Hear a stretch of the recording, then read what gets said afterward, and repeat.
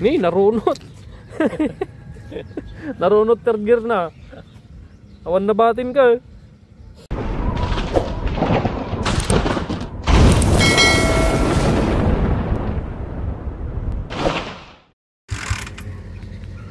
Tagilin mo ka, bossing. Kuya po, boss. Kuya po. Ay, sidig lang.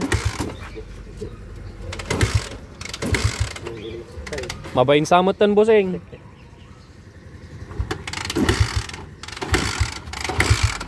Nay, mabainan. Na mga boss. Mabain sa. Yay! Gantar mo lang.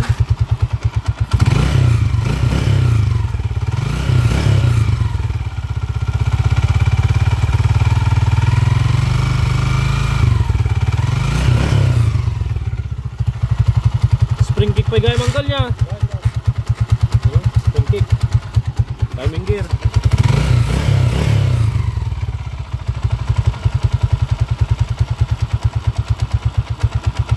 Taro damper na. Kitanta mo na yung 5 speed mangkal. May dalang 5 speed siya angkal eh. Diretso convert na sa 5 speed transmission. Pang anong motor nagapo natin gal? Lipan, boss. Lipan 150. Ay! Makasi kayo aji ko ah. Anak ko aja. Nangalak ti cylinder head. Ay, sa balay?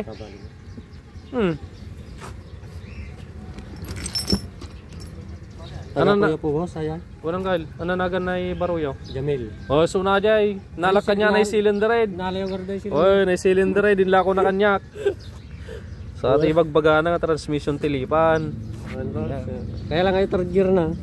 Datama nang gal. Third gear. Tama na mabalin tayo.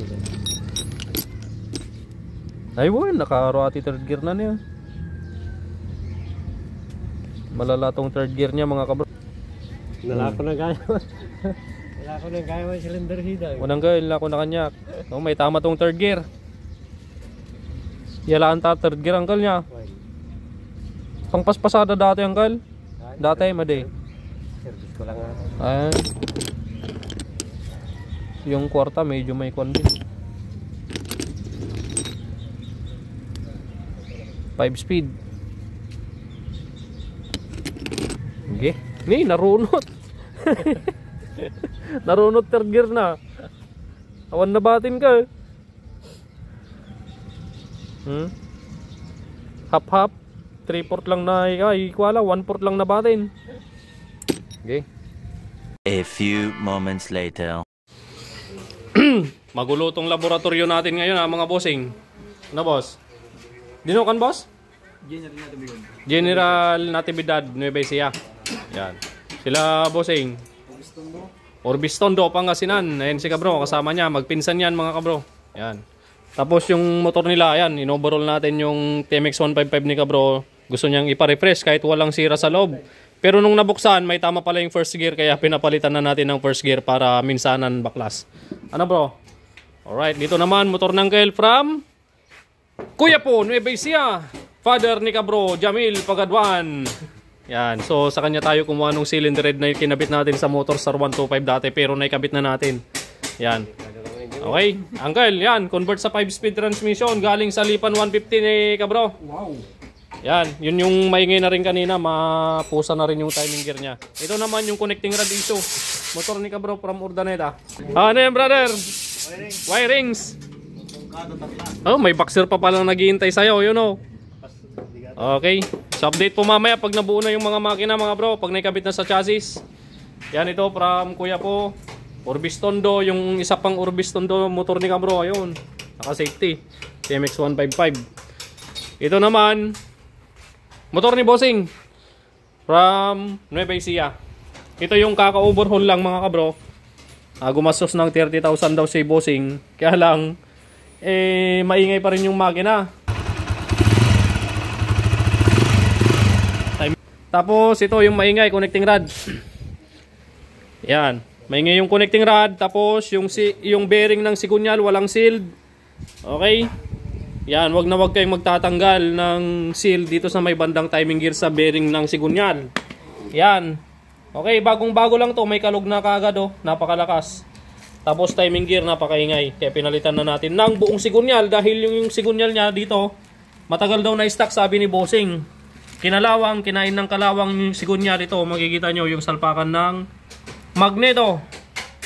Makikita nyo marami ng kurad. Malalim na yung kurad niya kaya pinalitan na natin. Dahil dito banda nakatapat yung magneto oil seal. Ayan, kaya kahit ilang palit mo ng magneto oil seal, tatagas at tatagas pa rin yan. Nabubulol tayo Tatagas at tatagas pa rin yan kahit magpalit ka ng oil seal. Kung may ganyan, may kurad yung sigunyal mo dito sa bandang timing gear, tatagas at tatagas pa rin yung langis dyan mga kabro. Kaya pinalitan na natin. Buti na lang may nakatabi tayo dyang parts out na goods pa yung connecting rod, goods pa yung sigunyal bearing, walang kalog, at kaya tsamba na si Bossing. Buti na lang may on the spot tayong naka-stack dyan na boss. Yun. Magpalit muna tayo ng damper. Akala ko natapos na ako kaninang magbuo. Asan na? Ito. I-rebate muna natin to. 2,000 years later. Yun o. Tapos na yung from Urdaneta, Pangasinan mga kabro. Connecting rod ISO na Rusi 150. Tapos yung kay Brother Lito, patapos na rin yung 5-speed transmission na conversion mga kabro. Tapos yung isa, bro, ito yung motor mo no? Oh, napakaganda oh. Tapos ito naman yung isang inuburol natin. Pinalitan natin ng first gear set, timing gear original mga kabro.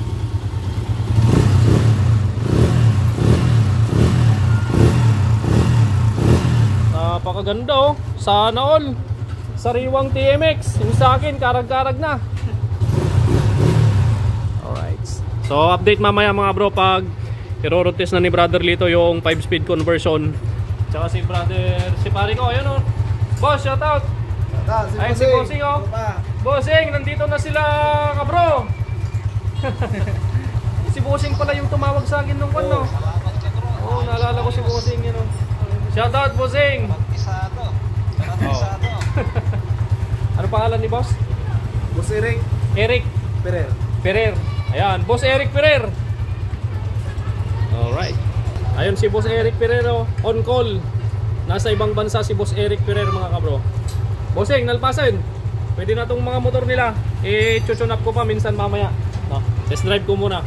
Para makapag-drive naman ako ng sariwang 155. Yan o. Sana all.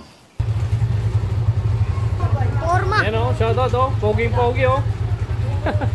Ayan o, sa po o. Lalo-lalo na sa likod o. Alputan. A few moments later. Alright, so ito na yung maingay kanina mga bro. Tapos kinonvert natin sa 5-speed transmission. Ayan o, susi na natin. Yan, may neutral yan mga kabro. Gumagana yung neutral. Yan. So yung ginamit nating transmission dito, yung pinagbaklasan ni Langkel, galing sa Lifan 150 na transmission. Ayan. Okay, testing natin panda rin. Bale, palit din ng timing gear to mga kabro. Dahil kanina yung timing gear niya, maingay, may meow-meow pa, magaspang pa. Ayan o.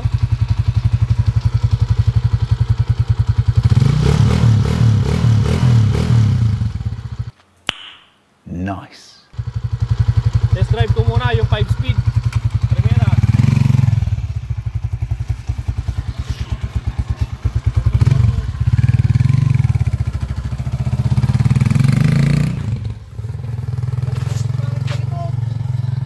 Kalit nga.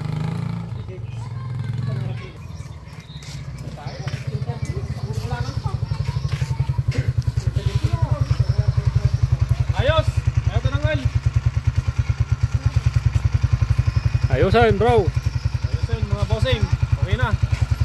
So makakauwi na si Angel from Kuya po. 5-speed conversion sa TMX 155 at sila ka bro, gabi na! Nangangamoy alas 8 yata ka bro ha.